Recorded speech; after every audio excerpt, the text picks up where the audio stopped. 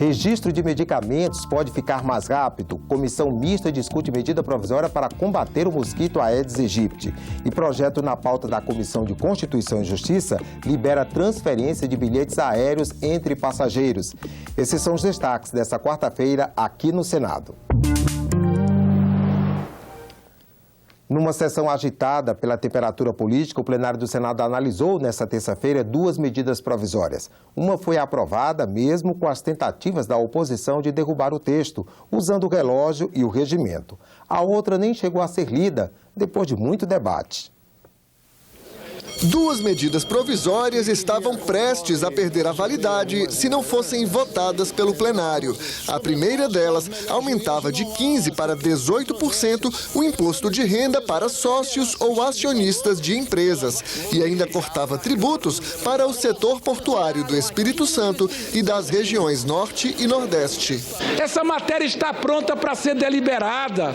Essa matéria é de conhecimento de todos.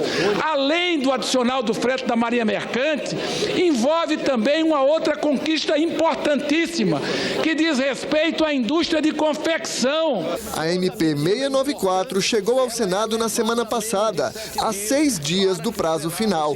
Uma decisão da mesa diretora só permite que as medidas provisórias sejam votadas se os senadores tiverem pelo menos 7 dias para analisar as matérias que chegam da Câmara.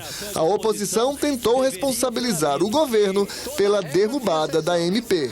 Esta medida provisória foi apresentada na sessão legislativa anterior, ou seja, ela pode ser imediatamente, ainda hoje, amanhã no máximo, reeditada, se tivéssemos governo. O líder do governo cobrou responsabilidade da oposição. Não foi o governo que desrespeitou qualquer tipo de prazo aqui no Congresso Nacional. Não foi o governo que mandou os seus líderes obstruírem as votações dessa medida provisória. É óbvio que o governo vai discutir se reedita ou não essa medida provisória. É possível que reedite. Senadores, inclusive da oposição, pediram que o presidente do Senado colocasse a medida provisória em votação. Mas, sem acordo entre todos os líderes, Renan Calheiros decidiu. Eu deixo de ler a medida provisória. Não há absolutamente nenhuma culpa da Presidente da República. O que há é uma reiterada prática da Câmara dos Deputados de, sobretudo com relação às medidas provisórias que são importantes, mandá-las com menos de 7 dias. E isso constrange o Senado Federal. A outra medida provisória que perderia a validade nesta terça-feira reduz tributos para as distribuidoras de energia durante as Olimpíadas deste ano. A isenção vale para as empresas que vão atuar no Rio de Janeiro e nas cidades que vão receber os jogos de futebol: São Paulo, Belo Horizonte, Salvador, Brasília e Manaus. O líder do Democratas aqui no Senado apresentou uma série de requerimentos para tentar adiar a votação. Se eu tenho 15 requerimentos, tá certo?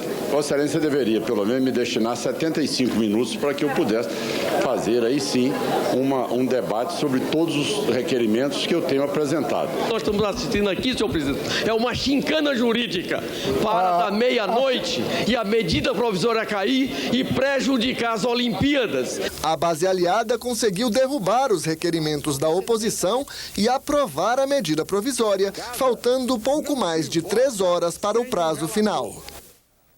Ouça essa, um remédio no Brasil chega a demorar quase 3 anos para obter o registro na Anvisa. A lei que trata do assunto tem 40 anos. Daqui a pouco, às 9 horas, os senadores da Comissão de Assuntos Sociais fazem audiência pública para debater o projeto de lei que muda as regras para o registro de medicamentos. Dos laboratórios de pesquisa às prateleiras das farmácias, os remédios passam por um longo percurso. O tempo para a concessão do registro do medicamento pode chegar a quase 3 anos. A lei de 1976 estabelece 3 meses. Aproximadamente 7 mil pedidos de concessão e renovação de medicamentos aguardam a aprovação da Anvisa. O projeto de lei que está na Comissão de Assuntos Sociais estabelece prazo máximo para avaliação do registro dos medicamentos pela Anvisa, que pode variar de 90 180 a 360 dias, de acordo com a classificação. Na categoria urgente, o prazo máximo para o registro seria de 90 dias. Medicamentos prioritários, 180. Já os classificados em ordinários, o tempo máximo para registro do medicamento seria de 360 dias. A lei ainda estabelece apuração de responsabilidade funcional para o descumprimento dos prazos e exoneração de todo colegiado da Anvisa em caso de descumprimento injustificado das metas e obrigações estabelecidas no contrato de gestão. Os senadores da Comissão de Assuntos Sociais esperam que a audiência pública desta quarta-feira sirva para aperfeiçoar o projeto. Ouvi a Anvisa e eu acho que a presença do autor, o senador José Serra, também seria importante, porque muitas vezes a própria Anvisa tem sugestões que poderiam sensibilizar e a gente ter tempo de fazer essas modificações. De fato, é preciso azeitar aquela máquina da Anvisa, garantir que ela tenha determinadas prioridades e que ela seja capaz de, num tempo aceitável, oferecer à população brasileira o acesso a novos medicamentos. E o Senado começa a examinar nos próximos dias o projeto que autoriza a produção e o uso da fosfoetanolamina sintética aos pacientes com câncer, mesmo antes da conclusão dos estudos pedidos pela Agência Nacional de Vigilância Sanitária, Anvisa. É com base nesses estudos que a Anvisa pode analisar o pedido de registro definitivo da substância como medicamento. O projeto foi aprovado nesta terça-feira pelos deputados.